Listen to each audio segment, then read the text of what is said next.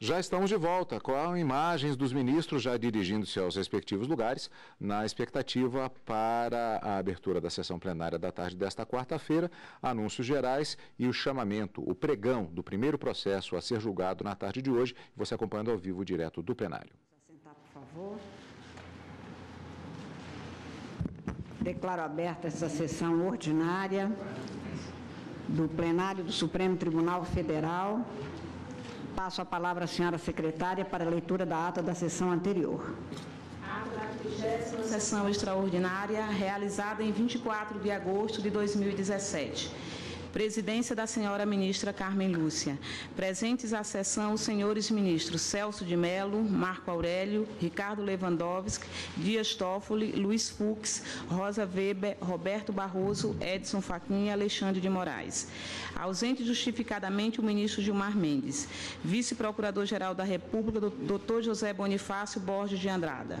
Abriu-se a sessão às 14 horas, sendo lida e aprovada a ata da sessão anterior.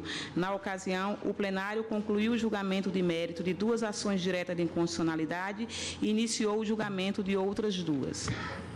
Indago dos senhores ministros se há alguma anotação, observação ou retificação a fazer na ata. Não havendo, declaro-a aprovada. Senhores ministros, antes de dar início ao pregão dos processos desta tarde, informo a vossas excelências que estão presentes neste plenário os graduandos das faculdades integradas de Patos, da Paraíba. Sintam-se muito bem-vindos, nós nos sentimos muito honrados com a presença de todos. Senhores ministros, apregou para julgamento a ação direta de inconstitucionalidade 4.439, procedente do Distrito Federal e relatada pelo ministro Roberto Barroso, sendo autor o Procurador-Geral da República, e interessados o Presidente da República, o Congresso Nacional, a Conferência Nacional dos Bispos do Brasil e diversos amici curiae. Eu passo a palavra para relatório ao eminente ministro relator, Luiz Roberto Barroso. Para o relatório, ministro, porque haverá sustentações orais na sequência. Tem a palavra Vossa Excelência. Muito obrigado, presidente. Boa tarde a todos. A hipótese aqui, presidente, envolve uma ação direta de inconstitucionalidade ajuizada pelo Procurador-Geral da República contra dois atos normativos: a Lei de Diretrizes e Bases da Educação Nacional e o tratado celebrado entre o Brasil e a Santa Sé. E o objeto da discussão é o ensino religioso nas escolas públicas. Os dispositivos, presidente, impugnados, eles têm a seguinte redação. O primeiro deles é o artigo 33 da Lei 9.394, de 96, que é a Lei de Diretrizes e Bases, cuja dicção é a seguinte: o ensino religioso de matrícula facultativa é parte integrante da formação básica do cidadão e constitui disciplina dos horários normais das escolas públicas de ensino fundamental, assegurado o respeito à diversidade cultural religiosa do Brasil, vedadas quaisquer formas de proselitismo. Esse é o dispositivo essencial em discussão na Lei de Diretrizes e Bases.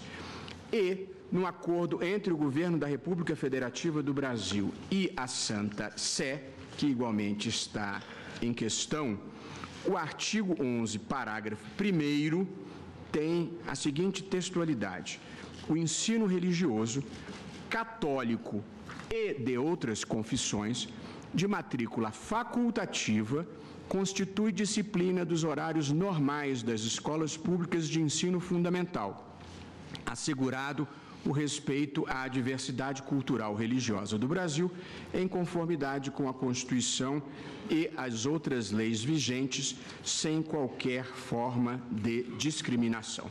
Esses os dispositivos impugnados. A tese veiculada na ação pela Procuradoria-Geral da República é no sentido de se interpretar conforme a Constituição esses dispositivos que eu acabo de ler, para assentar que o ensino religioso em escolas públicas somente pode ter natureza não confessional.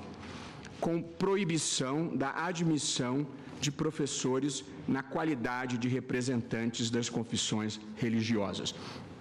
A ideia de ensino confessional é aquele ensino vinculado a uma específica religião que visa a divulgar dogmas e crenças daquela religião e que é ministrado por representantes de uma determinada religião. Pois bem, a tese, portanto, defendida pela Procuradoria-Geral da República é que a única forma de compatibilizar o ensino religioso em escolas públicas com o princípio da laicidade do Estado é que ele seja ministrado na modalidade não confessional. O relator anterior, que era o ministro Carlos Aires Brito, a quem eu tenho a honra de suceder, a Sua Excelência determinou fossem ouvidos a Presidência da República, a Câmara dos Deputados e a Advocacia Geral da União, e essas três instituições se manifestaram pela improcedência do pedido. Basicamente, a presidente, com base nos seguintes argumentos, que por brevidade eu estou compilando as teses de todos que se pronunciaram pela improcedência do pedido. As teses são que os atos normativos foram aprovados observando o procedimento constitucional próprio. Em segundo lugar, que a Constituição admite as três modalidades de ensino: o confessional, o não confessional e o interconfessional, que é uma modalidade de ensino religioso que, de uma certa forma, condensa as posições das principais religiões. A terceira tese é a de que a facultatividade é suficiente para assegurar que não haverá proselitismo. E, em quarto lugar, argumentou-se que, se o ensino fosse aconfessional, não haveria razão para que a matrícula fosse facultativa. Essa, portanto, uma compilação dos quatro principais argumentos desfavoráveis ao pedido. O Procurador-Geral da República manifestou-se pelo conhecimento e pela procedência do pedido. O meu querido e eminente antecessor, ministro Carlos Aires, admitiu há cerca de 2 dezenas de amici curiae, presidente, e eu determinei a realização de uma audiência pública, tendo em vista o meu entendimento de que essa matéria não se exauria em uma questão puramente jurídica, tendo um importante caráter interdisciplinar, e para este debate público eu convoquei todas as religiões a que tive acesso, inclusive representantes das religiões católica, das diferentes denominações protestantes, espírita, judaica, muçulmana, cultos africanos, budistas, além de representantes do meio educacional e das secretarias de Estado de Educação. Também participou uma instituição de filosofia oriental, Brahma Kumaris, e participou também os representantes dos ateus. Ao todo compareceram 31 entidades. Manifestaram-se, presidente, em audiência pública contrariamente ao pedido, portanto, pela improcedência, 8 órgãos e entidades que enuncio para conhecimento de todos: a Conferência Nacional dos Bispos do Brasil, a Convenção Nacional das Assembleias de Deus, Ministério Madureira, a Arquidiocese do Rio de Janeiro, a Comissão de Direitos Humanos e Minorias da Câmara dos Deputados, representada pelo deputado Marco Feliciano, a Federação das Associações Muçulmanas do Brasil, a Federação Nacional do Culto Afro-Brasileiro, a Associação Interreligiosa de Educação e Cultura e a Frente Parlamentar Mista Permanente em Defesa da Família. Portanto, essas 8 instituições se manifestaram contrariamente ao acolhimento do pedido.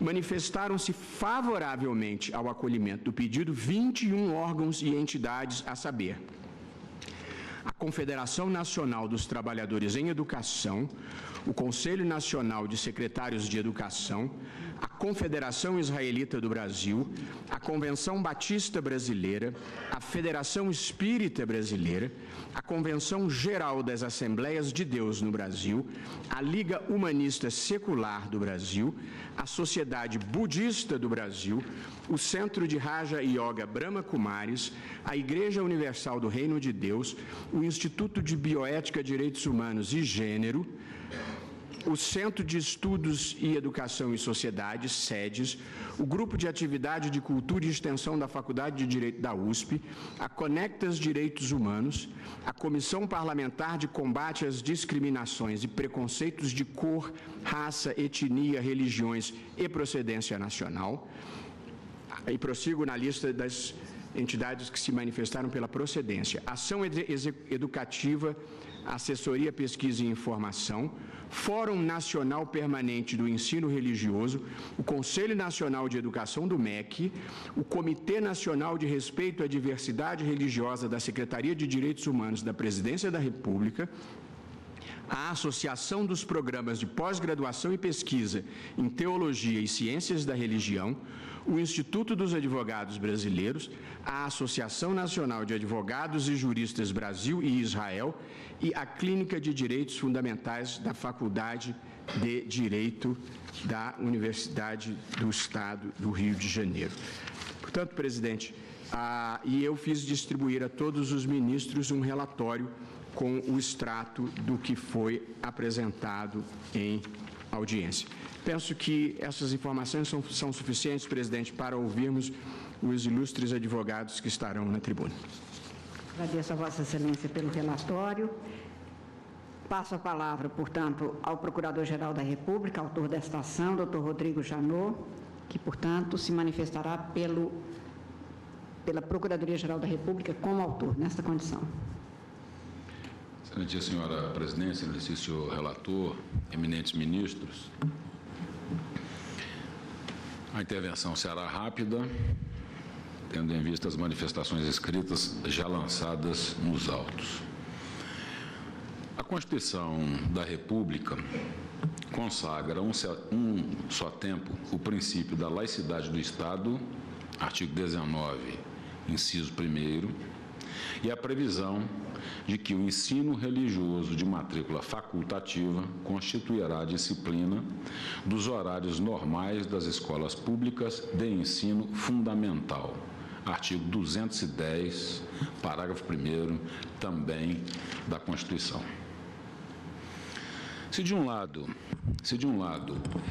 em face do princípio da unicidade da Constituição, não é viável a adoção de uma perspectiva que, em nome da laicidade do Estado, negue qualquer possibilidade de um ensino religioso nas escolas públicas, de outro lado, não se pode admitir que, a partir de uma leitura unilateral do já mencionado artigo 210, parágrafo 1º da Constituição, se transforme uma escola pública em espaço de catequese e proselitismo religioso, católico ou de qualquer outra confissão.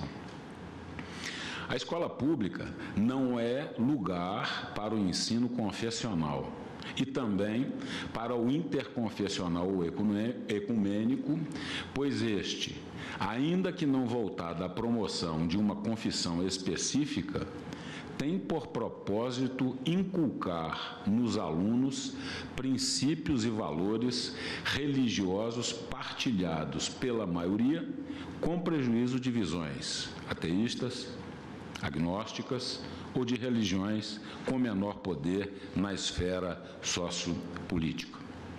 A única forma, ao ver do Ministério Público, de compatibilizar o caráter laico do Estado brasileiro com o ensino religioso nas escolas públicas é através da adoção de modelo não confessional, em que o conteúdo programático da disciplina consiste na exposição das doutrinas, das práticas, da história e das dimensões sociais das diferentes religiões, sem qualquer tomada de partido por parte dos educadores.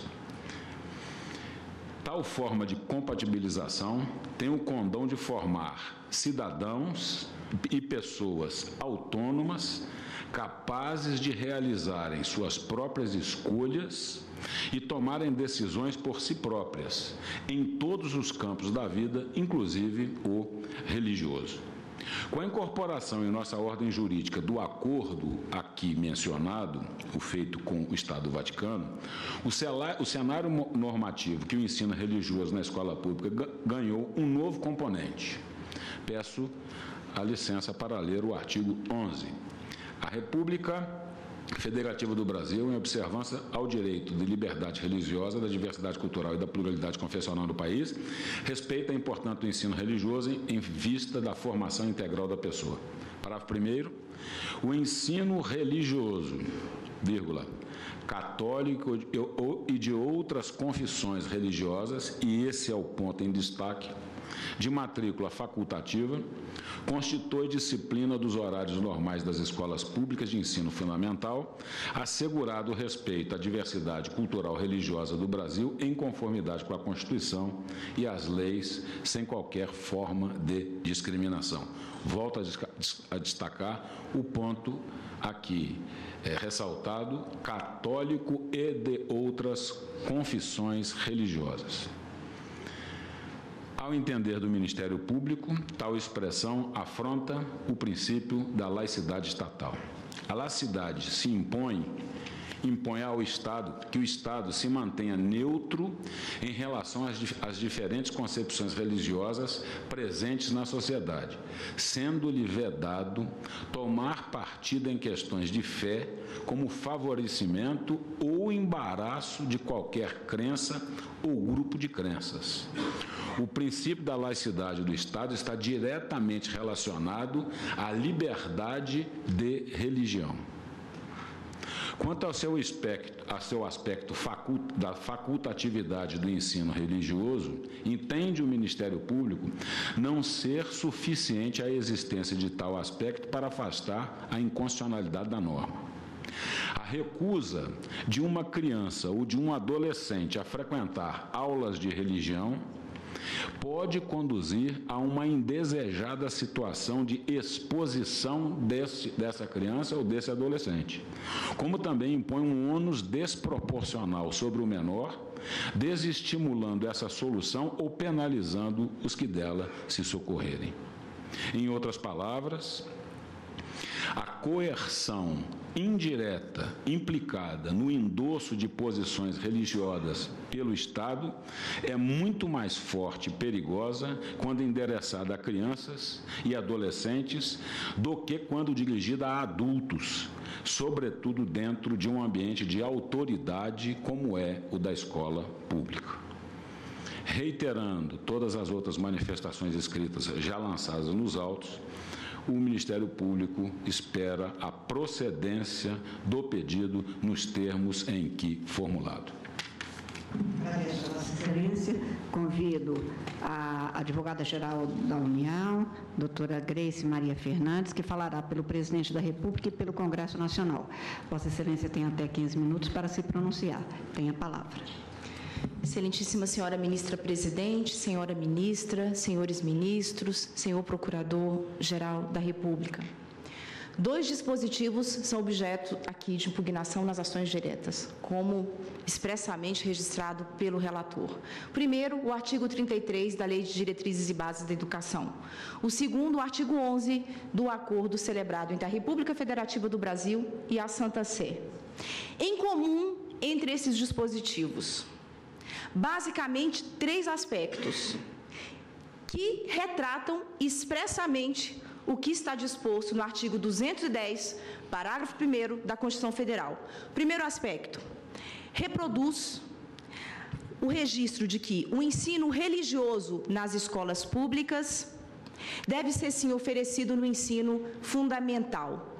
O ensino religioso, não o ensino da história das religiões, porque esse já dispõe, sim, de uma disciplina específica. Segundo aspecto, comum também, expresso no artigo 210 da Constituição, a facultatividade da matrícula. A matrícula é facultativa. o aluno vai cursar, se assim o entender, ou a criança, obviamente, dentro de um contexto até de orientação dos próprios pais. Essa natureza facultativa foi expressamente assegurada pelo legislador constituinte originário. Terceiro ponto, essa disciplina deverá ser ministrada nos horários normais da aula. É o que expressamente está registrado no artigo 210 da Constituição Federal. O que então não se tem de comum? O fato de que no artigo 33 da Lei de Diretrizes e Bases da Educação há também o registro da vedação ao proselitismo. E o fato de que também no artigo 11 do acordo celebrado pela República Federativa do Brasil com a Santa Sé, há também uma previsão expressa quanto à impossibilidade de se estabelecer qualquer tipo de discriminação. Mas entre eles, os dois dispositivos em si, há um registro muito claro e comum. Tanto o artigo 33 como o artigo 11, ambos vedam expressamente qualquer espécie de discriminação em relação à questão da diversidade cultural, ou seja, o respeito à diversidade cultural e religiosa brasileira, os dois dispositivos expressamente preservam. Portanto, é possível se extrair de todo esse arcabouço normativo, Constituição Federal e os dois dispositivos, três eixos fundamentais que a própria Constituição, o próprio legislador constituinte originário nos ofereceu. O primeiro deles, o Estado é obrigado a oferecer o ensino religioso, porque a Constituição diz: o ensino religioso constituirá disciplina dos horários normais das escolas públicas de ensino fundamental. É o que diz o artigo 210. Portanto, o Estado é obrigado a oferecer. Mas o dispositivo também diz que a matrícula é facultativa, respeitando, portanto, o espaço de opção próprio do indivíduo, de escolha, também no próprio conteúdo do parágrafo 1º. E mais, que se dará nos horários normais, como foi aqui mencionado. Revelando o quê? Revelando que o Estado considera, sim, importante o ensino religioso. O legislador constituinte originário reputou, sim, relevante o ensino religioso nas escolas públicas de ensino fundamental, tanto que considerou como disciplinas a serem ministradas no horário normal. E mais, determinou que o Estado oferecesse. Mas o Estado é laico. E essa laicidade do Estado implica em quê? Na prática, implica que, na verdade, o Estado virou as costas para a fé? Implica que, na verdade, o Estado virou as costas para a relação do homem com Deus? Porque a interpretação que se pretende dar aos dispositivos que têm total e prestam total reverência ao artigo 210, parágrafo 1º da Constituição Federal, é justamente a inversa. É a de que, na verdade, não é possível se extrair qualquer interpretação, à luz dessa interpretação sistemática da Constituição Federal, que não seja uma oferta de ensino religioso estritamente não confessional. Quando, na verdade, a própria leitura da inicial, em especial nos itens 40, 41 e 46 da petição inicial, o que ali expressamente fica registrado é um intuito, sim, muito claro, de se voltar contra a própria previsão constitucional em si, que estabelece o ensino religioso como de oferta obrigatória pelo Estado.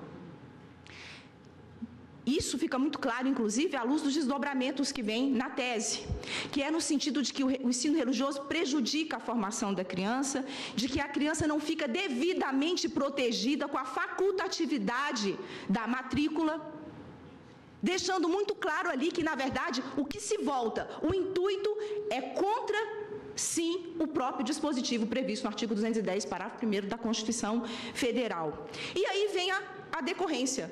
Só é possível que se tenha aí uma interpretação conforme, que se conclua que somente o ensino não confessional seja admitido, porque é o único possível à luz da Constituição Federal. Ocorre que a laicidade estatal, ela tem um duplo viés na nossa ordem jurídica constitucional. Um positivo, um negativo, verdade, o Estado está separado, as instituições estatais não se confundem e não se misturam com as corporações religiosas, mas há também um viés positivo, O Estado deve assegurar, o Estado deve garantir, o Estado deve primar pela liberdade de consciência. Liberdade de consciência que está diretamente ligada à liberdade, sim, de crença religiosa. E mais, o Estado deve garantir não somente estabelecer, como ele deve agir, sim, para assegurar que essa liberdade seja uma realidade entre nós. Isso vem em todo o conteúdo da Constituição Federal. Artigo 5º, inciso 6º. É inviolável a liberdade de consciência e de crença. Artigo 5º, inciso 7º. É assegurada a prestação religiosa nas entidades civis e militares de internação coletiva confessional. Porque a Constituição não vedou. Essa assistência que se dá no âmbito das entidades de internação coletiva é confessional. É aberto a que as diversas confissões religiosas possam desenvolver e prestar sua assistência religiosa ali. E mais, é garantida a escusa de consciência indistintamente, qualquer que seja a religião. Artigo 5º, inciso 8º. Artigo 150 da Constituição, imunidade em relação ao tempo de qualquer natureza. O que o legislador constituinte originário fez na prática? Ele estabeleceu, sim, estamos e vivemos no Estado laico. Porém, essa laicidade não é para nós laicismo. Porém, essa laicidade significa que o Estado não estabeleceu uma relação de inimizade com a fé. Muito bem colocada na obra do ministro Gilmar Mendes e do professor Paulo Gonet. Significa, na prática, o que Rui Barbosa já falou lá, quando responsável pela redação do decreto 119A de 1890, e aqui eu peço licença para fazer o registro e as aspas aqui, quando descreveu, esse na verdade o primeiro diploma normativo que estabeleceu a laicidade entre nós. Ele disse, aspas, queremos a perfeita liberdade para o Estado, de outro, a perfeita liberdade para a consciência, ou, na frase de Lamartine, a liberdade para Deus. Portanto, o Estado, volto a dizer, não virou as costas, mas se colocou numa posição de neutralidade.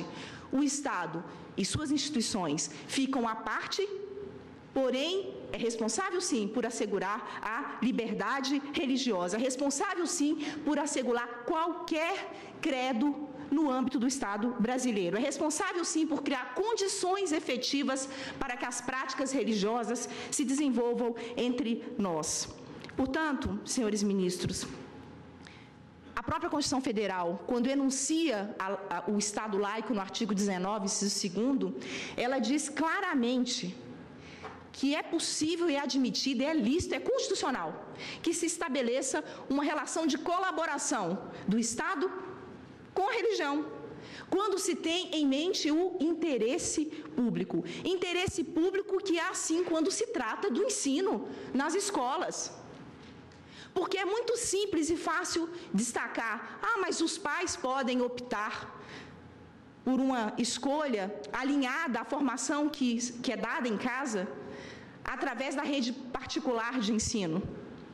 Porém, a rede particular de ensino custa, e custa muito caro para a maioria da população brasileira. Daí a importância do Estado ofertar, para que ele também não se omita, oferecer, para que, à luz do que estiver sendo devidamente ofertado, cada indivíduo, no âmbito do seu contexto que é, e da sua escolha que é privada e que o legislador preserva, exerça o seu direito fundamental à liberdade de consciência e de crença religiosa, também protegida pelo legislador constituinte originário de 1988. Não se pretende aqui, na verdade, se criticar a perspectiva apresentada no inicial. Ao contrário, é importante que pensemos qual o modelo de Estado laico que queremos. É um Estado laico que inclui pela exclusão religiosa? Ou é um Estado laico que inclui pelo alargamento, pela ampliação das bases de inclusão? Essa talvez seja uma perspectiva relevante. Que modelo queremos nós para o nosso Estado laico? Precisamos partir da perspectiva de que, pela minoria, vamos excluir? Ou podemos alargar as bases para que todos tenham acesso, para que todos possam exercer a sua liberdade de crença, a sua liberdade religiosa, no ambiente de formação escolar, que é o ensino fundamental. O Estado, ele não pode, de verdade, tornar obrigatória qualquer religião, isso não se discute. Porém, o Estado tem o dever de oferecer um ambiente favorável a que essa liberdade se desenvolva e se desenvolva no ambiente sadio. Essa é a missão do Estado. Daí o cuidado que teve a Lei de Diretrizes e Bases da Educação, que em seus parágrafos reportou a formação do conteúdo programático e dirigiu, obviamente, ao sistema de ensino, porém não sem antes ouvir a comunidade. Não sem antes ouvir as entidades civis, é o que expressamente estabelece um dos parágrafos do artigo 33 da Lei de Diretrizes e Bases da Educação. Em outras palavras, senhores ministros, e sem querer cansá-los, a perspectiva proibitiva, restritiva, de eliminação e não de amplitude, de inserção, ela não é compatível ou não guarda essa relação de fidelidade com os valores republicanos, com os valores do Estado Democrático de Direito. O que mais fortalece a democracia? Eliminarmos o ensino confessional ou ampliarmos as bases do ensino confessional, permitindo que todas as crenças possam ser desenvolvidas também no ambiente escolar, com o Estado oferecendo. E aqueles que vão, de fato, cursar essas disciplinas, optando, porque a matrícula, ela é efetivamente facultativa, é o que estabelece o parágrafo 1º do artigo 210 da Constituição Federal. Em relação, precisamente, porque não poderia deixar de fazer o registro, ao artigo 11 do acordo que foi celebrado, na verdade, o que se tem ali, a referência ao ensino católico, é porque, na prática, foi um acordo celebrado entre o Estado e a Santa Sé. Mas ainda assim se reportou à Igreja Católica e às demais confissões, e tudo mais é reprodução da Constituição Federal. Até porque não poderia Santa Sé falar também por outras confissões religiosas, mas ainda assim registrou à luz da Constituição Federal também o espaço preservado pelas demais confissões religiosas. Quanto aos professores, o Ministério Público pretende aqui também que não é possível admitir-se professores para ministrar ensino religioso nas escolas públicas, que, de fato, sejam representantes de determinadas religiões. Sustenta a Advocacia Geral da União que o acesso aos cargos públicos, ele está todo desenhado na Constituição Federal. Se dá por óbvio através de concurso público. E se aquele representante de determinada religião se sujeitou às regras aos quais todos nós estamos submetidos e obteve uma aprovação em concurso público, por óbvio não pode ser ele também inviabilizado, lesado ou proibido de ter o acesso ao cargo público.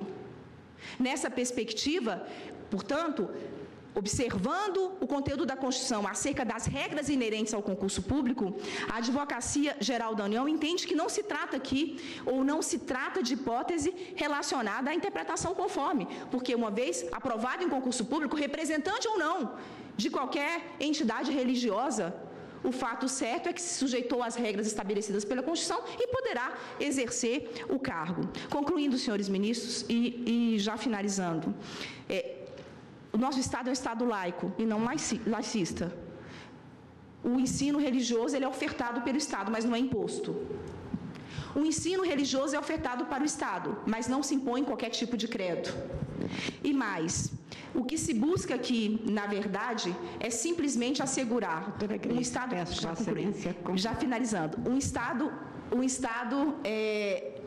uma democracia mais forte e mais inclusiva. E com essas considerações, a Advocacia Geral da União pugna aqui, senhores ministros, pela improcedência dos pedidos formalizados na ação direta de inconstitucionalidade. Muito obrigada. Agradeço a Vossa Excelência. Há 7 advogados de amice curiae que falarão no mesmo sentido, ou seja, na tese da procedência da ação, razão pela qual, nos termos regimentais, nós dobramos o tempo em 30 minutos. Portanto, fica cada um dos senhores advogados com um total de 4 minutos e meio para se manifestarem. E convido nesta ordem para falar pelo amicus curiae ANIS, Instituto de Bioética, Direitos Humanos e Gênero, o Dr. Leonardo Almeida Lage. Eu apenas gostaria de esclarecer que, como nós não temos no nosso relógio 4 minutos e meio, quando faltarem 4 minutos, Vossa Excelência saberá que terá mais 30 segundos. E está com a palavra. Obrigado, excelentíssima senhora ministra-presidente, excelentíssimo senhor ministro relator, ilustre procurador-geral da República, eminentes ministros. A ANIS sustenta que o ensino religioso nas escolas públicas brasileiras não pode ser confessional nem interconfessional, porque uma interpretação do artigo 33 da Lei de Diretrizes e Bases e do artigo 11 do Acordo entre o Brasil e a Santa Sé, que admitisse essa possibilidade, seria incompatível com os princípios constitucionais da igualdade e da não discriminação e também com o valor democrático da justiça religiosa. A tese ela se sustenta em 2 argumentos principais. O primeiro é de que a confessionalidade ou a interconfessionalidade não se distinguem de modo relevante, e ambas contrariam uma interpretação constitucional que confira ao texto unidade, impondo riscos graves à igualdade e à não discriminação nas escolas públicas. E o segundo argumento é o de que o ensino religioso deve observar regulação idêntica aquela que incide sobre todas as áreas do conhecimento secular e que impede a reprodução de estereótipos e preconceitos, bem como a doutrinação religiosa ou política.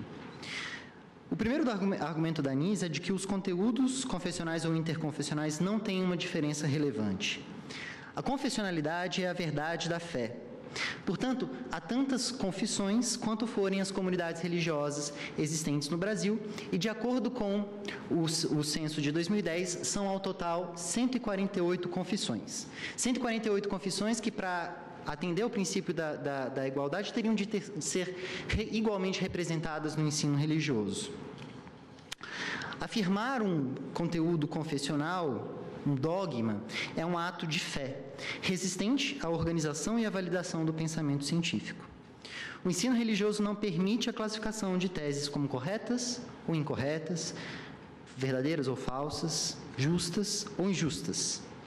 É o contrário do que acontece em todas as outras áreas do conhecimento secular, em que uma explicação para determinado fenômeno recebe a qualificação de verdade somente quando se torna um consenso pela comunidade científica, ao qual se chega por meio de experimentos, de dados coletados com métodos rigorosos, enfim, em procedimentos cujas etapas são replicáveis e cujos resultados estão sempre e permanentemente abertos à discussão. Tanto a confessionalidade quanto a interconfessionalidade localizam-se no âmbito de verdades eternas, imutáveis e incontestáveis, que a pessoa religiosa deve aceitar, apesar de evidências em sentido oposto. O que muda entre confessionalidade ou interconfessionalidade é a abrangência ou estilo discursivo de apresentação de dogmas. Enquanto a confessionalidade é restrita a uma comunidade religiosa particular, a interconfessionalidade abrange dogmas em que um conjunto de comunidades religiosas crê igualmente. Assim, a interconfessionalidade ela não passa de uma estratégia de encobrimento da confessionalidade hegemônica cristã na sociedade brasileira. A tese de que o ensino religioso pode ser confessional, abrindo-se espaço a cada uma das confissões para ofertar a disciplina, ela é desonesta. Porque só as confissões cristãs no Brasil teriam condições de fazê-lo na prática. Tanto a confessionalidade quanto a interconfessionalidade partem do pressuposto de que a religião ela é anterior ao pacto constitutivo da sociedade e assumem um caráter missionário, variando apenas quanto à intensidade. Isso é incompatível com os princípios da igualdade e da não discriminação, além de desviar-se dos objetivos da educação que a Constituição estabelece. O estudo da ANIS sobre ensino religioso revela expressões terríveis de discriminação em nome da fé. E 3 grupos são particularmente vulneráveis diante da confessionalidade do ensino público: a população LGBT, as pessoas com deficiência e os ateus ou agnósticos, que os livros de ensino religioso estigmatizam, ora como anormais, ora como imorais, ora como dignos de pena ou à espera de um milagre. Doutor Leonardo, eu peço que Vossa Excelência... Eu agradeço a atenção e peço, em nome da ANIS, a procedência da ação. Obrigado, ministra. Agradeço a Vossa Excelência. Para se manifestar pelo Amicus Curiae, Clínica de Direitos Fundamentais da Faculdade de Direito da Universidade do Estado do Rio de Janeiro, Clínica UERJ Direitos, falará o doutor Daniel Sarmento. Vossa Excelência também terá 4 minutos e meio. Passado esse prazo, eu avisarei a Vossa Excelência. Obrigado, Excelência. Tem a palavra. Excelentíssima Ministra-Presidente, senhora Ministra, senhores ministros, doutor Rodrigo Janot, senhoras e senhores, a Clínica de Direitos Fundamentais da UERJ tem atuado em defesa de grupos estigmatizados e de minorias. E é exatamente esse o caso subjacente à presente ação direta de inconstitucionalidade. Interpretar a Constituição é também interpretar a realidade a ela subjacente sobre a qual incidem as suas normas. E a realidade subjacente do ensino religioso hoje no Brasil é de dogmatismo, é de doutrinação, é de difusão de compreensões preconceituosas e conservadoras em relação a questões sobre orientação sexual, a questões sobre gênero. A Constituição brasileira consagra o princípio da laicidade, que, como foi bem dito, implica a absoluta neutralidade do Estado em matéria religiosa. Laicidade é essa que está a serviço, em primeiro lugar, da igualdade. O Estado, que é neutro, trata com o mesmo respeito e com a mesma consideração as pessoas de cada uma das religiões e aquelas que não professam religião alguma. Em segundo lugar, está a serviço da própria liberdade religiosa, porque na medida em que o Estado assume uma religião como a sua, ou passa a fazer proselitismo dessa religião, ele exerce uma coerção, ainda que indireta, sobre as pessoas. E eu diria, uma coerção muito mais forte quando essas pessoas são crianças e adolescentes muito mais suscetíveis à autoridade. Pois bem, não há dúvida de que a LDB e a concordata celebrada entre o Brasil e o Vaticano só podem ser interpretadas à luz da Constituição. E só há um meio de conciliar a laicidade do Estado com a previsão constitucional do ensino religioso em escola pública. E trata-se do ensino não confessional. É importante destacar que laicidade não se confunde com laicismo, porque o laicismo é o preconceito contra a pessoa religiosa. Mas o laicismo nada tem a ver com a neutralidade estatal. O Estado que endossa uma crença e que ministra aulas explicando que aquela é a doutrina religiosa correta, ou que ministra aulas a partir de denominadores comuns de determinadas religiões, ele abraça aquelas religiões, ele viola a laicidade. Isso é absolutamente diferente de um Estado, por exemplo, que proibisse crianças e adolescentes que manifestassem as suas próprias religiões. Isso seria, aí sim, o laicismo. Pois bem, a laicidade do Estado é radicalmente contrária ao ensino confessional. Seja o ensino confessional financiado pelo Estado, seja o ensino confessional não financiado pelo Estado, porque a questão não é apenas de dinheiro público, a questão é do uso do espaço público, do uso da simbologia pública em favor de determinadas crenças religiosas. Mas também é absolutamente incompatível com o ensino interconfessional.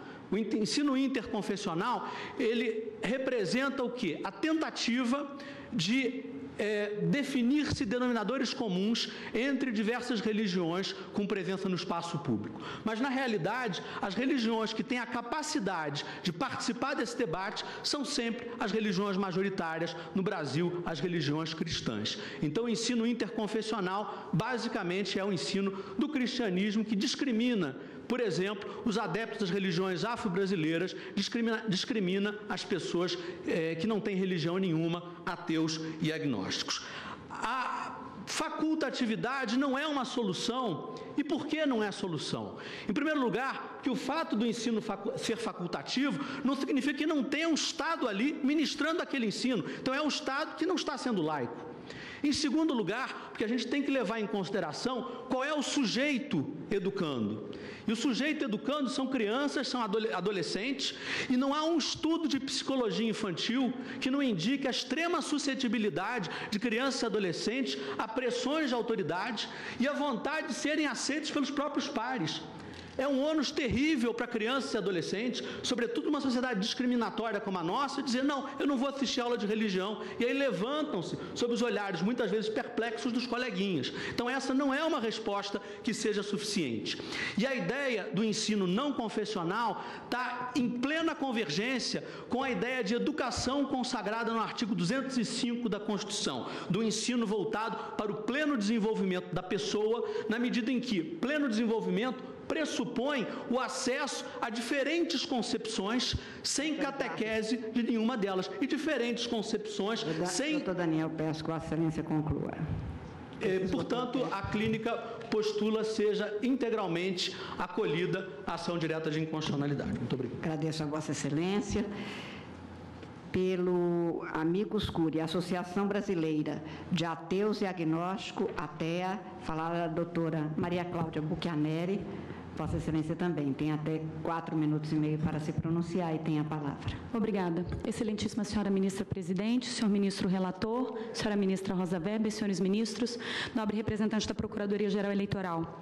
Estamos aqui nessa tribuna, senhora ministra presidente, para dar voz a um grupo verdadeiramente vulnerável, minoritário numericamente, sem nenhum poder de influência na tomada de decisão do Estado e, por que não dizer, senhor ministro relator, num grupo esquecido, sequer mencionado por muitas das sustentações orais que me antecederam. Refiro-me aos ateus e agnósticos. E peço licença para trazer a vossas excelências um número assustador. Pesquisa Census, realizada em 2007, revelou, senhora presidente, que 84% dos brasileiros votariam em um negro para presidente, 57% votariam em uma mulher, 32% em um homossexual, mas apenas 13% se disporiam a votar em um ateu.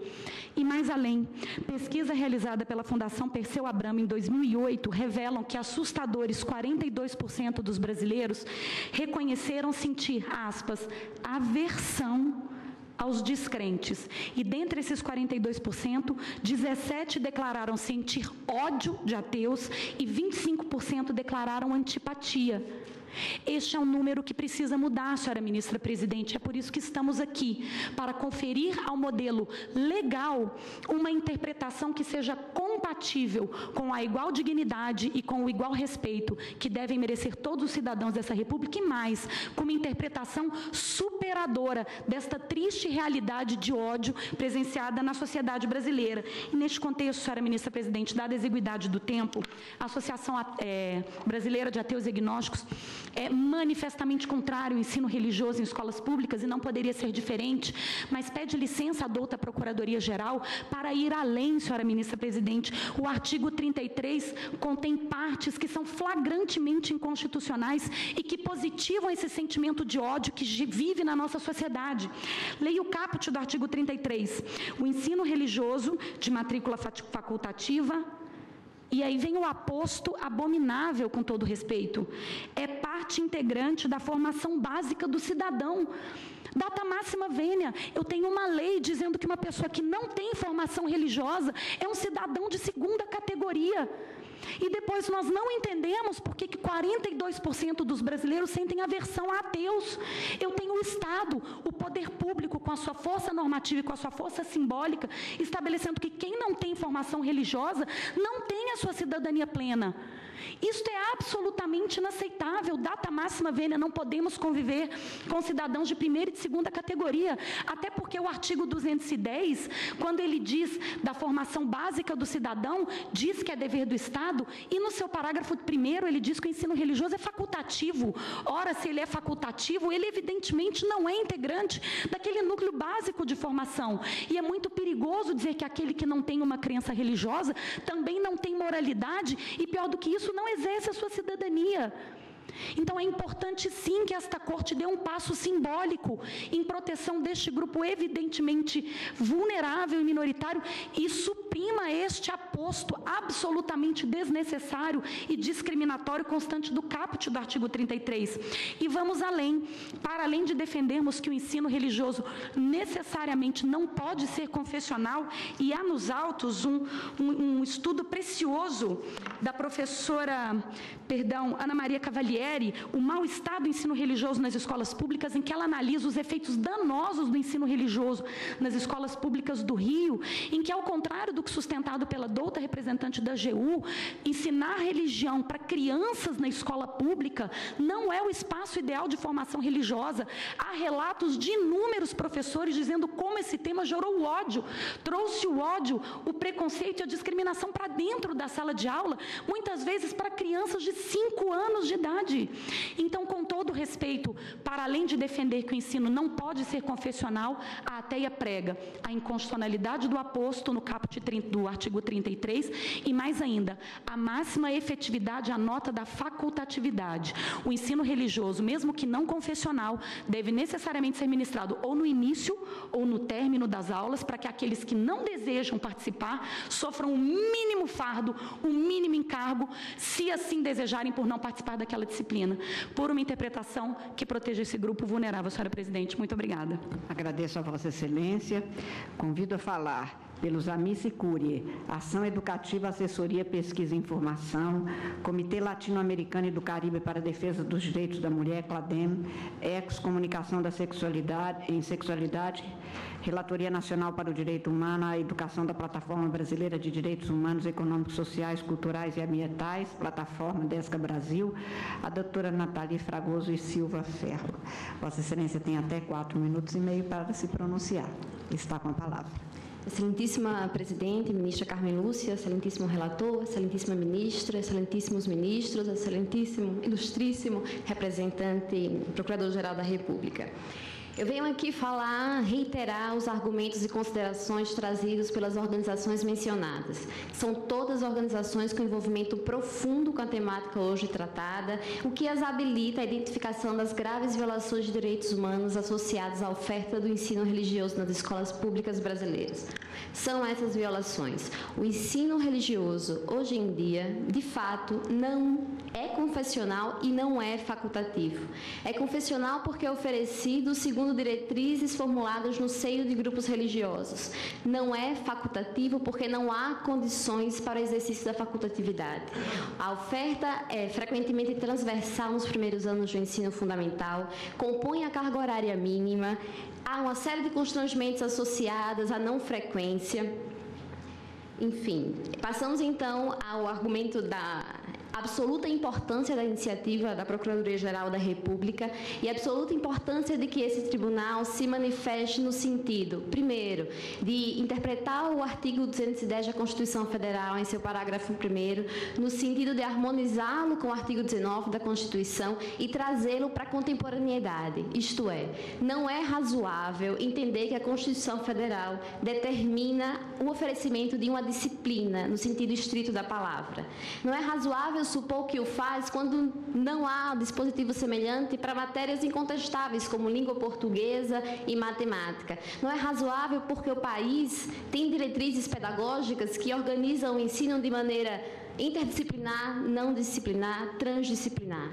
O que o artigo 210, em seu parágrafo 1º, pode orientar é o ensino para a liberdade religiosa. E, nesse sentido, é também importante que este tribunal estabeleça parâmetros negativos claros, decorrentes da Constituição, que habilitam, então, essa interpretação harmoniosa. O primeiro desses limites diz respeito a não admissibilidade de representantes de religiões para ofertar o ensino religioso e a inadmissibilidade também da necessidade de habilitação específica. O ensino para a liberdade religiosa, o ensino para a autodeterminação está plenamente contemplado na formação básica de professores. Que não seja admitida ainda a oferta transversal do ensino religioso, que não seja que a disciplina de ensino religioso não seja incluída na carga horária mínima nacional, que não se admita matrícula automática, ou seja, que pais e responsáveis sejam consultados e instados a se manifestar expressamente sobre a frequência ou não de seus filhos, que o Conselho Nacional de Educação seja instado a disciplinar de maneira exaustiva os limites da oferta do ensino religioso nas escolas públicas, disciplinando questões como símbolos religiosos e a inclusão nas rotinas escolares de uma série de rituais religiosos que desrespeitam a facultatividade. É importante ainda que os sistemas estaduais e municipais de ensino não sejam constrangidos a ofertar uma disciplina específica de ensino religioso, considerando o argumento já trazido de que há escolas que organizam o ensino para a liberdade religiosa de maneira não disciplinar ou transdisciplinar. Por fim, senhores ministros, senhoras ministras, eu gostaria de ressaltar que a pretensão à experiência religiosa, a pretensão à educação de seus filhos conforme valores religiosos é absolutamente legítima. O que não é legítima é a pretensão à hegemonia, a pretensão à captura da escola pública brasileira. Obrigada pela atenção. Agradeço a Vossa Excelência. Convido a falar pela Liga Humanista Secular, Amigos Cúria, o Dr. Túlio Lima Viana. Dr. Túlio, Vossa Excelência também tem até 4 minutos e meio. Obrigado. Excelentíssima Senhora Presidente, eminentes ministros, eminente ministra, doutor Procurador-Geral da República. A questão que se coloca aqui hoje, me parece que mais do que se discutir a visão que essa Corte definirá de laicidade, vai definir, inclusive, a própria noção do que nós devemos entender por Estado Democrático de Direito. Se Estado Democrático de Direito é uma ditadura da maioria, onde as religiões majoritárias escolhem, definem os professores que vão lecionar o ensino religioso nas escolas públicas, financiadas com dinheiro público, ou se nós devemos pensar no Estado Democrático de Direito como um espaço onde mesmo as religiões mais diversas conseguem conviver debaixo de uma mesma sala de aula, passando um conteúdo para esses alunos. Então, quando se pensa na discussão de hoje, me parece que é muito mais do que simplesmente pensar em termos de laicidade. É pensar que tipo de mensagem que nós vamos passar para gerações futuras, se a gente vai separar crianças na idade de sua formação mais elementar, em grupos, para que tenham aulas de visões religiosas, de visões ideológicas completamente distintas, muitas vezes, que guardá-las em bolhas ideológicas, financiadas com dinheiro público, nunca é demais dizer, ou se nós vamos pensar no ensino onde é possível reunir, numa mesma sala de aula, crianças de vários credos, provenientes de famílias com uma visão religiosa completamente diferente, e que ela possa, nessa sala de aula, também aprender a visão de mundo de outras famílias, de outras religiões. Eu penso que o ensino confessional facultativo, ele já existe. E ele existe nos catecismos da Igreja Católica, existe nas formações religiosas das igrejas evangélicas, das mais variadas religiões. O ensino religioso facultativo, ele existe no seu sentido confessional, mas ele não existe e não há uma possibilidade hoje para uma família que deseje que seus filhos tenham uma capacidade de pensar as mais variadas religiões numa única disciplina. Isso não existe. E somente a escola pública pode oferecer isso, e é por isso justamente que a Constituição da República prevê o ensino religioso, ainda que facultativo. Muitos dirão, mas se ela é facultativa é porque se pensou no ensino religioso aí de uma determinada confissão religiosa. Não, ela é facultativa porque a Constituição da República entende e aceita que algumas famílias, até por um fanatismo religioso, vamos dizer assim, não queira que seus filhos tenham conhecimento de outras religiões, tenham conhecimentos de outros pensamentos, de outros modelos de mundo. Mas, para a maioria das famílias tolerantes à diferença, sim, uma aula de ensino religioso não confessional, ela pode acrescentar muito, não só na formação das crianças, mas uma formação de espírito democrático mesmo, de tolerar visões diferentes de mundo, ensinar a essas crianças que é possível conviver numa sala de aula perfeitamente bem com seus colegas que pensam a religião de uma forma completamente diferente. Não é preciso segregar colocar cada criança em uma turma, em grupos que não dialogam, em grupos presos em suas bolhas.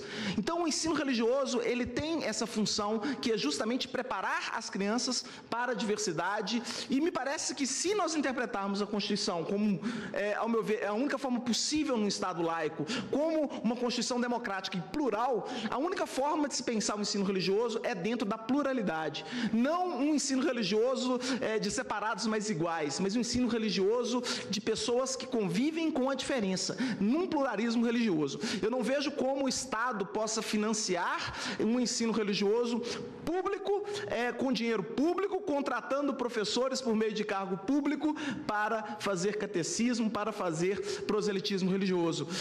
Ao meu ver, e assim pensa a Liga Humanista Secular, nós entendemos que o único ensino religioso possível num Estado laico, financiado com dinheiro público, é o ensino religioso não confessional, e por esses termos a gente pede o provimento da ação. Obrigado. Agradeço a Vossa Excelência. Para falar pelo Amicus Curiae, Fórum Nacional Permanente de Ensino Religioso, FONAPER, eu convido o doutor Fabrício Lopes Paula. Vossa Excelência também tem até 4 minutos para se pronunciar. Obrigado, excelentíssima senhora ministra Carmen Lúcia, ministro relator Roberto Barroso, demais ministros, colegas, alunos aqui presentes. Nós estamos diante de um tema bastante interessante, que, se fosse possível, pelo menos da nossa parte do FONAPER, estaríamos aqui debatendo por um momento mais alongado. É um tema próprio do Fórum Nacional Permanente do Ensino Religioso, que surge no Brasil justamente no momento em que se discutiu o ensino religioso após a redemocratização. Meados dos anos 90, nós tivemos uma abertura do comunismo, nós tivemos um diálogo mais aberto entre as religiões e se discutiu também o ensino religioso nas escolas. Então, nós fomos criados justamente com esse tipo de debate, discussão, então estamos, apesar do tempo, tranquilos em relação a esse tema. Bom, o Acordo Brasil-Santa Sé, infelizmente, no que tange ao ensino religioso nas escolas públicas, trouxe um retrocesso a esse debate. Um retrocesso não apenas de alguns anos, com a alteração da Lei de Diretrizes e Bases da Educação de 1997, que retirou o ensino confessional, alterando um ano após o seu texto originário, retirando essa possibilidade da confessionalidade do ensino religioso nas escolas públicas, mas também retrocedendo a mais de um século, quando nós tivemos aqui o início da República Brasileira. Inaugurou-se em 1889 e 1891, com a primeira Constituição, o princípio da laicidade. Já foi citado aqui um documento histórico sobre, eu gostaria de pedir licença para apenas frisar o que Pedro Lessa discursou sobre o ensino religioso nas escolas públicas, então especificamente sobre o que nós estamos aqui debatendo, e gostaria de frisar que aqui não se discute ensino privado, que pode ter natureza confessional, estamos apenas diante do ensino nas escolas públicas, não se discute sobre a constitucionalidade do ensino religioso.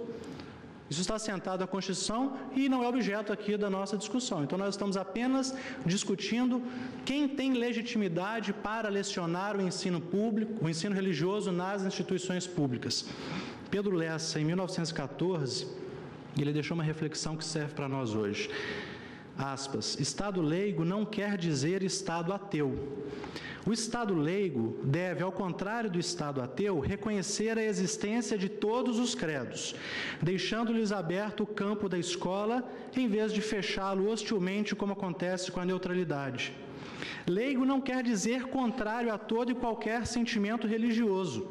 Traduz, ao revés, simpatia igual, tolerância completa em face de todas as religiões, dentro, é claro, dos limites da ordem moral pública.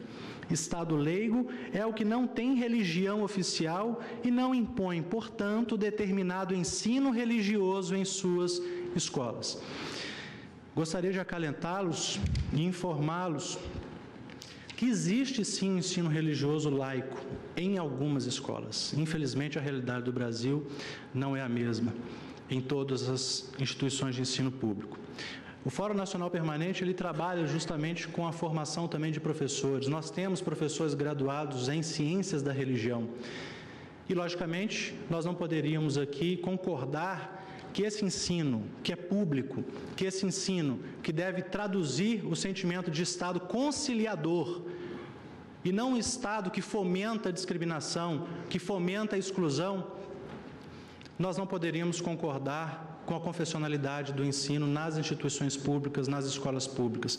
Nós temos um histórico, que aqui eu não, infelizmente, tenho como discorrer, mas o histórico Brasil, Igreja, infelizmente, nos traz a uma decisão histórica aqui também, Essa ação certamente será paradigma para demais temas tratados futuramente sobre essa relação Estado-Igreja. É como nos manifestamos, Excelência. Muito obrigado. Agradeço a Vossa Excelência. Convido a falar pelo Amicus Curiae, Centro Acadêmico 11 de Agosto, da USP, a doutora Lívia Gil Guimarães. Doutora Lívia, Vossa Excelência também tem até 4 minutos e meio, está com a palavra. Excelentíssima Senhora Ministra Presidente, Excelentíssimo Ministro Relator, Excelentíssima Senhora Ministra e Excelentíssimos Senhores Ministros, Ilustre Procurador-Geral da República. Venho em nome do Centro Acadêmico 11 de Agosto da Faculdade de Direito da USP e em nome da Faculdade de Extensão desta mesma faculdade, NPJDH, supervisionada pelo professor Virgílio Afonso da Silva. Irei concentrar a minha fala em 2 pontos principais. A primeira, a importância deste caso como um leading case para o enfrentamento dos contornos da laicidade estatal. O segundo, sobre os parâmetros para a oferta do ensino religioso nas escolas públicas. Em relação ao primeiro ponto, é importante dizer que, em outras oportunidades, esta Corte já se pronunciou, mesmo que lateralmente, a respeito dos princípios da liberdade religiosa e da laicidade estatal. Nessas oportunidades, a Corte estabeleceu o entendimento de que laicidade e liberdade religiosa estão intrinsecamente ligadas, tanto que dos 11 casos analisados em nosso levantamento jurisprudencial, em que há menção à laicidade estatal, em 10 deles também há menção direta ou indireta ao princípio da liberdade religiosa. Neste mesmo levantamento, constatamos que a laicidade é interpretada nesta casa como uma demanda por neutralidade e pela não confessionalidade por parte do Estado. Isso traz 2 significados. O primeiro, de que não deve haver influência das religiões na vida pública. E o segundo, o de que não deve haver interferência do Estado na esfera moral e religiosa de seus cidadãos, consagrando a liberdade de religião e a igualdade de tratamento entre os diversos credos. Neste importante caso paradigmático, esta Corte deverá responder como a oferta do ensino religioso em escolas públicas pode se compatibilizar com a garantia da liberdade religiosa e com a previsão da laicidade estatal, sendo que a oferta de ensino religioso deve se adequar ao mandamento da realização da laicidade na maior medida possível. Toda a sua interpretação, portanto, tem que estar impregnada dessa tendência ao máximo de laicidade. A previsão de oferta do ensino religioso em nossa Constituição torna, com alguma obviedade, o Estado menos laico do que poderia ou do que deveria ser. Por isso, qualquer modelo de ensino que seja confessional, interconfessional ou supraconfessional impossibilita a realização da laicidade estatal na medida em que permite a confusão entre Estado e as diferentes religiões. Restaria, então, apenas a opção do ensino religioso não confessional a ser ofertado. Este, contudo, deve também ser lido sob lentes bastante cautelosas, na medida em que a realidade brasileira do ensino e a sua consecução traz importantes desafios ainda a serem vencidos e que não devem ser ignorados na decisão a ser aqui prolatada, como, por exemplo, o conteúdo programático, a seleção de professores, a confecção dos livros didáticos. Qualquer descuido nestes pontos voltados ao cotidiano da sala de aula pode resultar em uma captação da oferta do ensino público por parte de grupos de interesse da esfera religiosa, algo indesejável, segundo a nossa Constituição. O segundo ponto e último desta apresentação diz respeito aos parâmetros para a oferta do ensino religioso nas escolas públicas. A partir de uma leitura sistemática do artigo 210, parágrafo 1º da Constituição, entendemos que a oferta do ensino é obrigatória e a sua matrícula deve ser facultativa. Não deve haver nenhuma manobra para relativizar a facultatividade da matrícula, como vem ocorrendo em alguns estados brasileiros. Além disso, trata-se de disciplina optativa, que deve ser oferecida no âmbito de um catálogo de outras disciplinas optativas. Onde esse catálogo não existir, não pode ser oferecido ensino religioso como única opção. Ainda, se é verdade que a Constituição fala em ensino fundamental, isso não pode ser entendido como uma carta branca para que o ensino religioso ocorra em qualquer momento do ensino fundamental.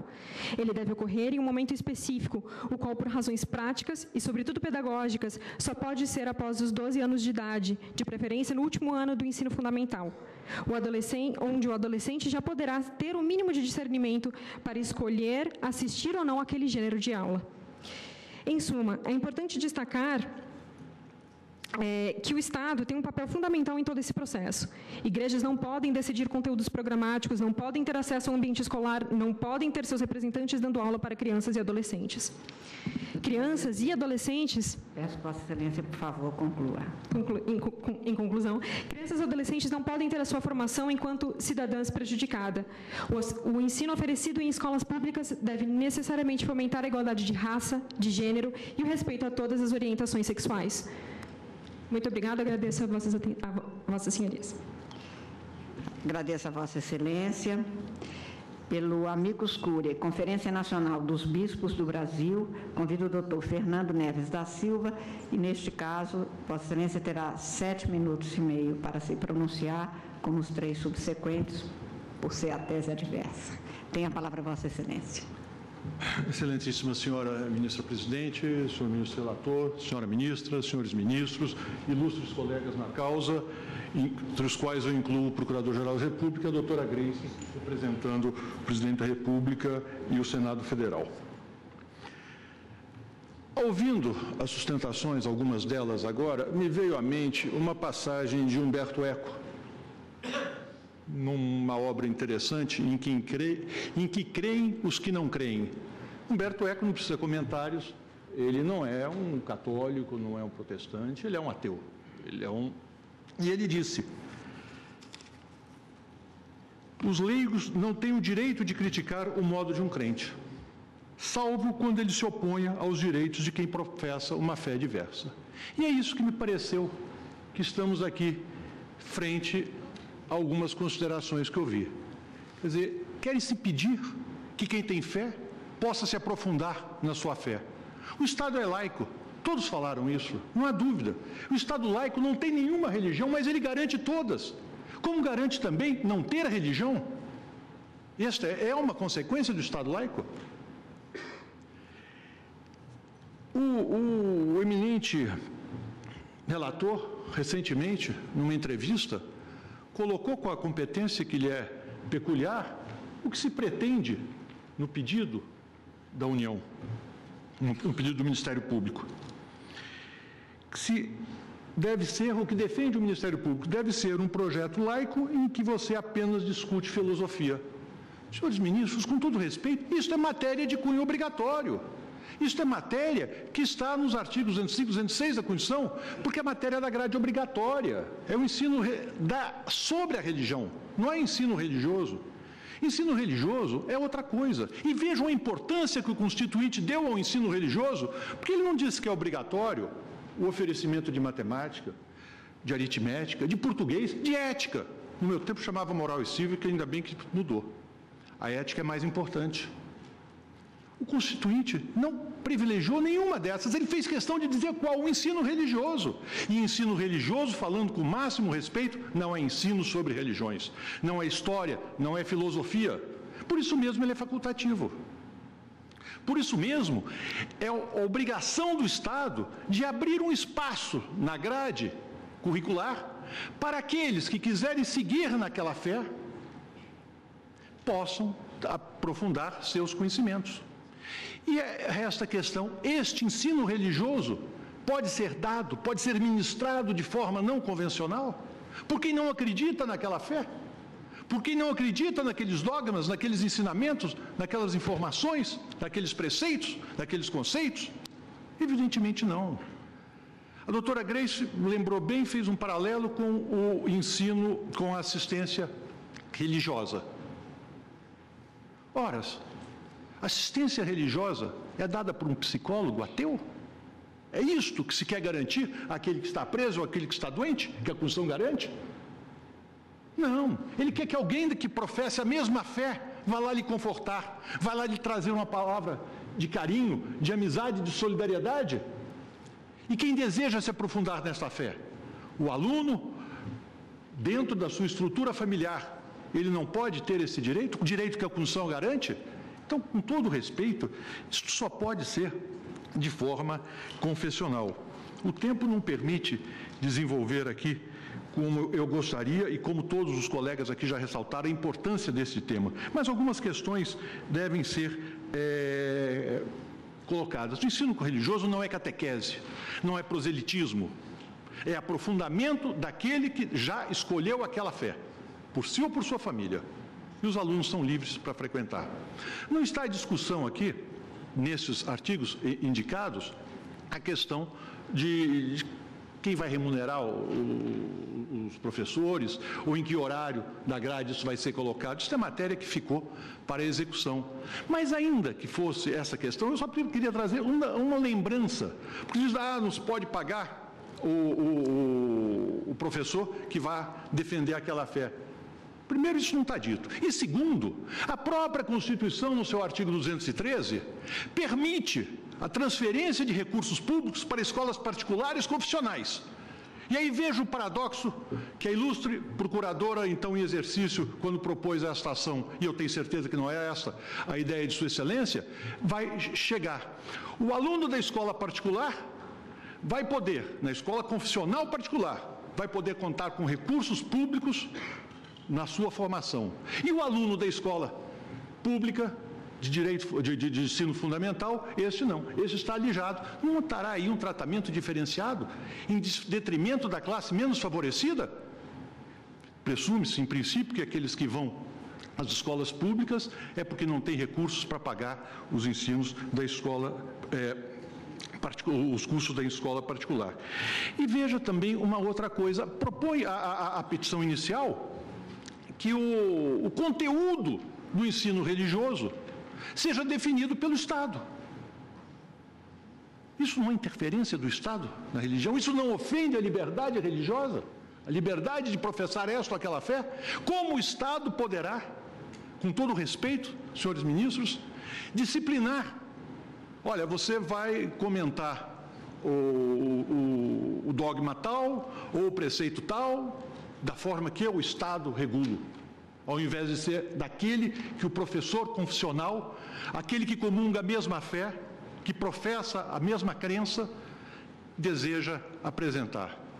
Parece, com todo respeito, que não há como deixar de ser confessional o ensino religioso facultativo, que é diferente do ensino religioso, do ensino sobre religiões, de filosofia, de história, de sociologia, que está na grade obrigatória de todas as escolas. Eu queria encerrar, senhora presidente, estou vendo que meu tempo se aproxima rapidamente do fim, apenas trazendo uma palavra. Eu ouvi aqui falar muito em discriminação, em ódio, mas isso não é o que a religião prega. Eu não conheço religião que pregue ódio, eu não conheço religião que pregue discriminação. E acho que temos um exemplo na pessoa do Papa Francisco. Eu não pretendia fazer referência a nenhum segmento, porque o que a Confederação Nacional dos Bispos do Brasil defende é o acesso a todas as religiões naquele horário, seja lá da forma que for. Mas o exemplo maior de este evidente líder, que é da diversidade, da tolerância, ele tem procurado a todos para conversar. E é isso que as religiões ensinam. Eu agradeço, senhora presidente, a atenção e também dos senhores ministros. Propõe a Conferência Nacional dos Bispos do Brasil, pede, com todo respeito, que a ação seja julgada totalmente improcedente. Muito obrigado. Agradeço a Vossa Excelência. Pela Associação Nacional de Educação Católica do Brasil, ANEC, convido a se manifestar o Dr. Hugo José Sarubi Cisneiros de Oliveira.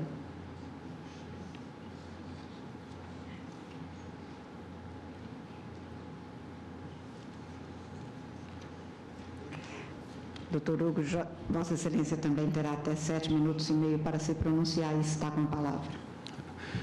Boa tarde, excelentíssima senhora ministra presidente, excelentíssimo senhor ministro relator, excelentíssima senhora ministra, excelentíssimos senhores ministros, ilustre representante do Ministério Público Federal. Estava eu ali imaginando as consequências práticas de uma decisão a ser prolatada por esta Corte. E na remota hipótese dessa Corte decidir pela viabilidade e procedência da ação, eu imagino que já a partir de alguns dias, aqueles alunos que hoje têm o ensino religioso nas escolas públicas, de maneira facultativa, é bom sempre ressaltar, chegarão para os seus professores e saberão que aquela aula não mais ocorrerá. É natural que ou o aluno ou sua família pergunte por quê? A resposta será porque o Supremo proibiu. Proibiu por quê? Porque o Ministério Público pediu. Pediu por quê? Porque o Ministério Público se sente mais legítimo para dispor sobre a educação dos seus filhos do que vocês mesmos, representantes desses menores. Eu também estava pensando ali, reparando, que as duas teses elas seriam, em princípio, conciliatórias. Poderia haver a conciliação entre as duas visões. A visão de quem não admite o acesso ou o direito de acesso ao ensino religioso confessional e a tese de quem acha que aquele ensino ele é justo, ele é necessário, ele é correto. O problema é que, claramente, a nossa visão abraça a outra. A visão deles, não. E a pergunta que se faz aqui é, onde está, então, afinal, a intolerância? Aliás, não conheço nenhum representante religioso que venha a público dizer que um ateu, um agnóstico ou aquele que defende a exclusão do ensino religioso seja um desonesto ou um criminoso em Gênese, como foi defendido aqui desta tribuna. Então, a pergunta que eu faço aqui é, enfim, qual a necessidade de se trazer para esta Corte essa discussão? Eu mesmo respondo, a necessidade é total. É bom que se estabeleça claramente o que vem a ser Estado laico. É bom que se estabeleça a diferença entre laicidade e laicismo. É bom que o ódio não ganhe espaço dentro das nossas escolas. Mas é curioso imaginar que é justamente a instrução, a educação e informação que vai gerar esse ódio. Os dois argumentos não têm liga. Eles não guardam nenhuma espécie de lógica. Eu só consigo imaginar que o acesso à informação, o acesso à educação, só pode ajudar justamente no sentido contrário. O acesso a informações, a princípios que pregam a paz, não podem gerar a violência. Assim, apenas um único fundamento me vem à mente para entender por que apenas após o Acordo Brasil-Santa Sé, o Ministério Público Federal se arvorou contra o ensino religioso. É o preconceito. Infelizmente e lamentavelmente, aquele que deveria defender interesses coletivos, a moralidade e coisas do gênero, vem justamente pregar algo diametralmente oposto. É justamente por se tratar de uma faculdade que essa visão do ensino religioso possível, ainda que o confessional, é justamente pela faculdade é que acolhemos a outra visão. Ao contrário desta outra visão, que claramente é refratária à nossa. Ainda que se busque um novo significado constitucional, e aí há diversas expressões que poderiam aqui ilustrar isso, ressignificado, releitura, Suprema Corte Iluminista, enfim, nós sabemos que hoje a academia está cheia de expressões nesse sentido, querendo situar o texto constitucional no tempo e no espaço, ainda nesta tarde nós teremos a oportunidade de ter o testemunho de um parlamentar constituinte que dirá qual foi a vontade do legislador originário. E esse elemento me parece juridicamente relevante e não irrelevante, como alguns insistem em defender. Foi dito aqui na semana passada, estava eu esperando o julgamento, sabemos que não pôde ocorrer, foi utilizada a expressão o batismo popular da norma. O batismo popular da norma é o batismo do Parlamento em Assembleia Nacional Constituinte.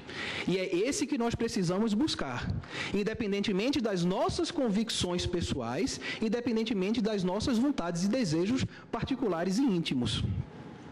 O que se faz aqui, portanto, é estender um direito já previsto na Constituição, ressaltar elementos que se complementam a mensagem central, que é o da pluralidade de confissão, da diversidade cultural religiosa no Brasil, e não o contrário.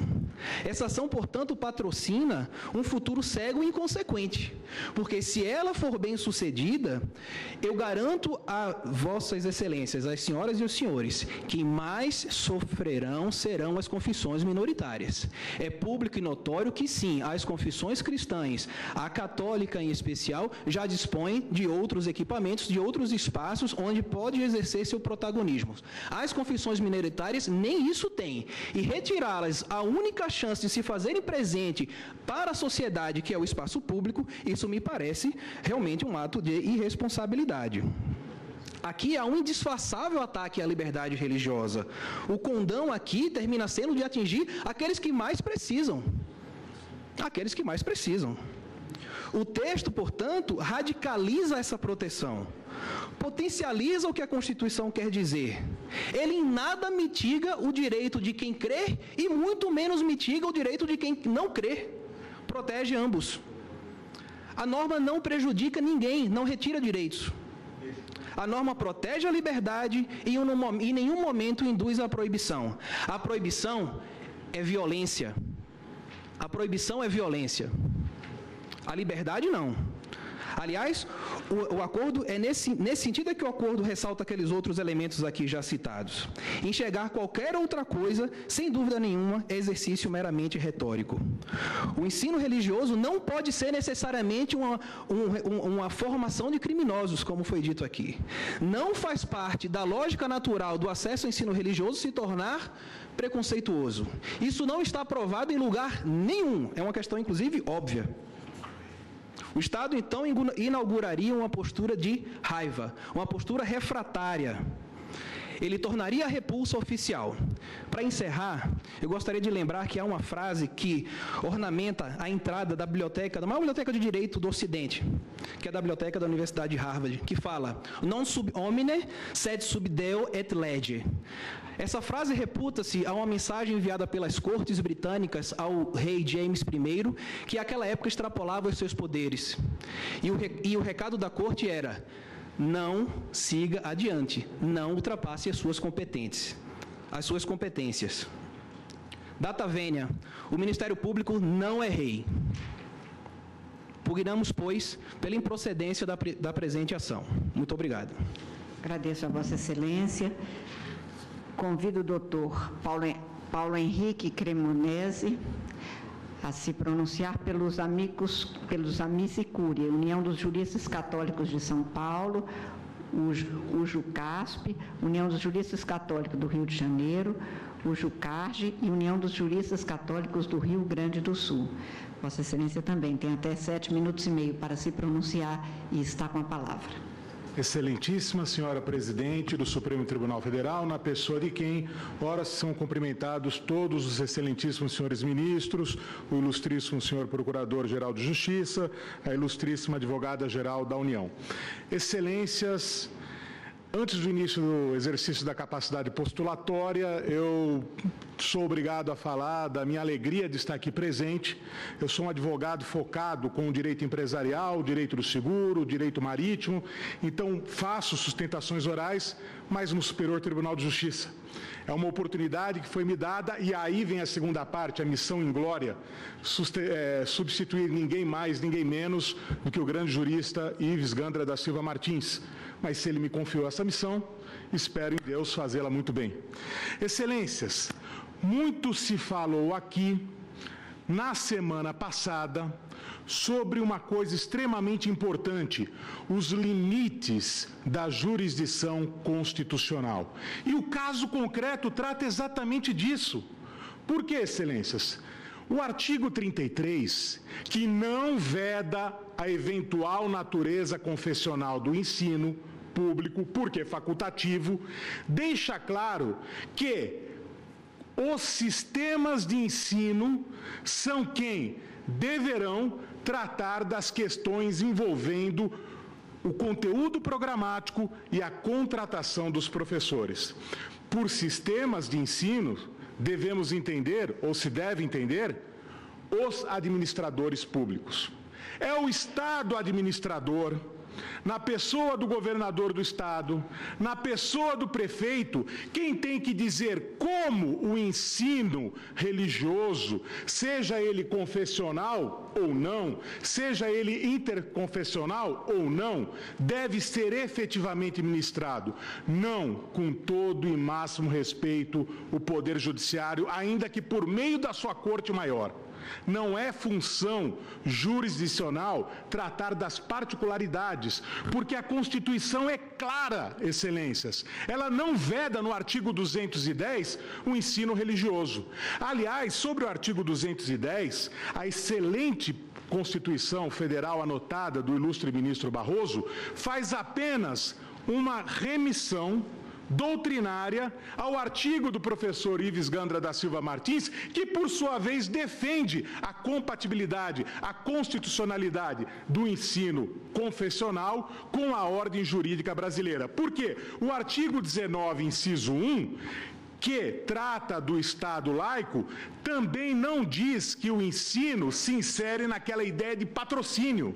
O que efetivamente se veda é o agasalhamento do Estado por uma religião específica, não a possibilidade do ensino religioso ser facultativo ou não. Virá à tribuna um legislador constituinte, e o constituinte, ele, no momento em que ele determinou a regra do artigo 210, ele foi muito claro, respeitando a tradição constitucional brasileira de não se vedar a possibilidade do ensino confessional. É uma possibilidade que respeita, inclusive, o princípio democrático, excelências, porque a maior parte da população brasileira é teísta, a maior parte da população brasileira se funda nos valores morais judaico-cristãos e a maior parte da população brasileira é cristã, católica, ortodoxa ou protestante. Então não se pode desrespeitar isso. Isso tem que ser levado em consideração. Imagine, excelências, uma ilustração, uma pequena cidade do interior do Rio Grande do Sul, estado onde a religião luterana tem grande força. Não poderá o prefeito, diante de uma população com 75% de fiéis luteranos, adotar a confessionalidade luterana? Sendo que esse professor, apenas pela lei de diretrizes e bases, tem que tomar o cuidado para não transformar a sala de aula em púlpito, tem que tomar o cuidado para não cair no proselitismo e ensinar, dentro da espinha dorsal do luteranismo, os princípios comuns às profissões de fé toda? Quer parecer, excelência, que na visão da ilustre procuradora que subscreveu a petição inicial, não se pode ter visão de mundo multifacetada se ela for de cunho religioso cristão. Porque se for uma visão diferente, pode. Se falou aqui em tribuna intolerância, se falou aqui em tribuna sobre a visão, com todo respeito, deformada do Estado laico, mas não se falou disso, da impossibilidade do Estado juiz entrar numa esfera que não lhe compete. O artigo 11 do Acordo Internacional entre a Santa Sé e o Brasil, como pretende a Procuradoria-Geral da República, não pode ser, de forma alguma, alterado pelo Supremo Tribunal Federal. Há uma vedação expressa no artigo 49, inciso 1. Compete exclusivamente ao Congresso Nacional tratar em caráter definitivo acordos, tratados e atos internacionais que, de alguma forma, geram gravame ao Brasil. E o acordo, então, não pode ter parte suprimida ou clausulado, mexido, pelo Estado juiz. Só o Congresso Nacional tem essa competência. Se o Poder Judiciário fizer isso, com todo e máximo respeito, haverá o quê? A sobreposição do Estado juiz sobre o Estado legislador e, conforme a Lei de Diretrizes e Bases, o Estado administrador. E, caminhando para a parte final da exposição, excelências, não há nenhuma incompatibilidade com o conceito do Estado laico, a eventual possibilidade de um ensino confessional ser adotado. E até aqui, com muita ousadia, se sugere uma decisão salomônica, porque a improcedência da pretensão da Procuradoria-Geral da República não atrapalhará as entidades que ora defendem a inconstitucionalidade de continuar lutando por seus legítimos direitos e interesses, mas nos foros adequados, com os mandatários eleitos pelo povo brasileiro, diante do governador do Estado, diante do prefeito, diante dos vereadores, diante dos deputados estaduais. Eles é que vão ter que falar sobre essa maneira de confessionalidade ou não do ensino religioso, porque é facultativo.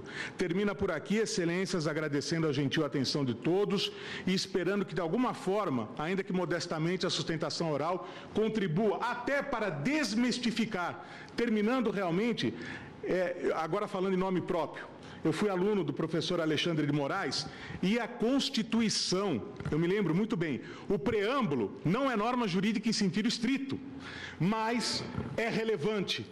E o Estado brasileiro está fundado sob a proteção de Deus, ele é teísta. Logo, se os ateus reclamam dessa norma do artigo 33 da Lei de Diretrizes e Bases ou do Acordo Internacional, eles também devem reclamar de toda a Constituição, porque o fundamento de validade da Constituição brasileira é a proteção divina.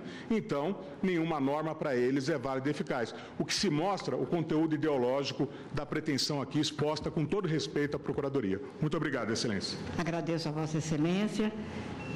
E convido a falar pelo Amicus Curiae, Conferência dos Religiosos do Brasil, o Dr. João Agripino de Vasconcelos Maia. Doutor João, Vossa Excelência também terá até 7 minutos e meio para se pronunciar. Obrigado, presidente. Saúdo Vossa Excelência, a ministra Rosa Weber, os senhores ministros e o Procurador-Geral da República. Permita-me, Vossa Excelência, que saúde também os estudantes de Patos, da minha querida Paraíba. Eu não sei se é atrevimento, mas vir aqui perante os senhores falar sobre a minha experiência de legislador constituinte, nesse caso específico da questão religiosa, me traz uma alegria muito grande, mas não vim ensinar Padre Nosso a vigário. Muito menos ao ilustre relator, que é autor de uma das melhores obras que eu conheço de interpretação da Constituição. Senhor presidente, senhora presidente, a questão religiosa na Constituição começou no preâmbulo, quando se inseriu sob a proteção de Deus. Naquela ocasião, foram acirrados os debates, mas havia uma minoria que queria que retirasse, que não admitia que nós trabalhássemos nós promulgássemos a Constituição sob a proteção de Deus. E foi a votos. Está aqui, e eu trouxe, o resultado da votação do preâmbulo da Constituição, naquela ocasião.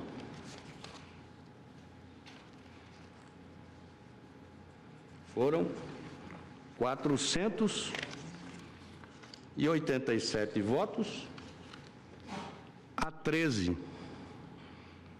e 7 abstenções. Ou seja, foi a vontade da maioria. A maioria que entendeu que devia ser sob a proteção de Deus. Assim como foram todos os outros dispositivos que estão na Constituição relacionados à religião. O Estado é laico, ninguém discute isso, nem as condições de laicidade do Estado. Foi a própria Constituição que estabeleceu que o Estado é laico. Aliás, estabelecido muitos séculos atrás pelo Papa Gregório VII, que separou a Igreja do Estado. Separou a Igreja do Estado em 1100 e pouco. Então, não foi novidade, porque na nossa Constituição de 1891 já estava separado. Então não se discute se o Estado é laico, ou se o Estado é ateu, ou se o Estado é religioso. O Estado é laico e é separado da Igreja. E aqui, tudo que se refere à religião foi exaustivamente debatido na Assembleia Nacional Constituinte. Inclusive, o inciso 7º do artigo 5º, que diz: é assegurada nos termos da lei a proteção de assistência religiosa nas entidades civis e militares de internação coletiva. E a lei 6.923 de 81 disse que competia aos capelães, sacerdotes ou pastores prestar essa assistência.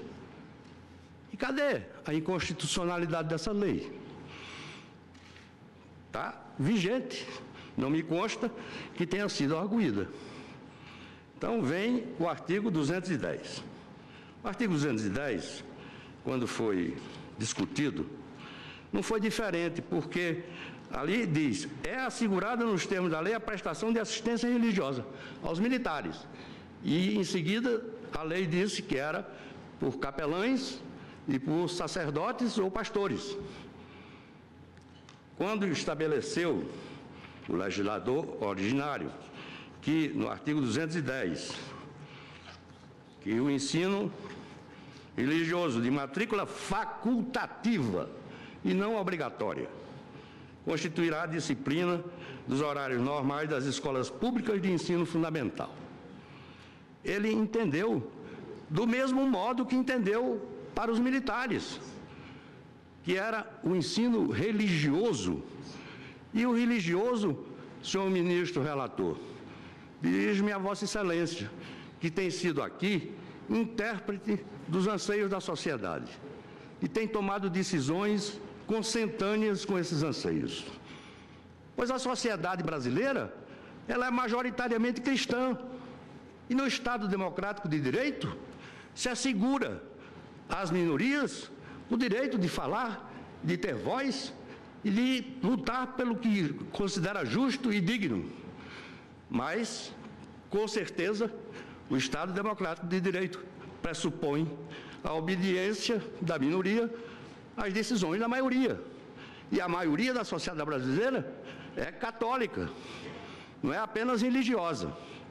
Ela é católica, mas é evidente que há outros credos. Mas o legislador, quando dispôs sobre o ensino religioso, ele dispôs sobre o ensino religioso que atendesse ao desejo da maioria. O que é que a maioria queria, ministro Edson Fachin? Era que se ministrasse no ensino fundamental o ensino da religião, não da história da religião. Agora imaginem, Vossas Excelências, chegar amanhã um não confessional e dizer que Jesus Cristo era um vigarista, um impostor, que a história dele não vale nada. É o que pode se estar sujeito se o professor for um ateu, um agnóstico ou um leigo. Então, para mim, nessa experiência constitucional, resta uma certeza muito grande, a certeza da fé. A fé que predomina sobre a sociedade brasileira, a fé que tem os brasileiros. E me permita, Vossa Excelência, senhora Presidente, mencionar o episódio que aconteceu com a senhora. O taxista que não quis cobrar a sua corrida de táxi, porque disse que tinha fé em duas coisas: em Vossa Excelência e nos padres. Os dois pilares que restam a essa sociedade. Os dois pilares: a justiça, encarnada pela presidente do Supremo Tribunal Federal, que tem a credibilidade da sociedade brasileira, e os padres, que encarnam a religiosidade do nosso povo. Muito obrigado. Agradeço a Vossa Excelência. Suspenda a sessão pelo período regimental de meia hora. Voltaremos na sequência para o voto do relator.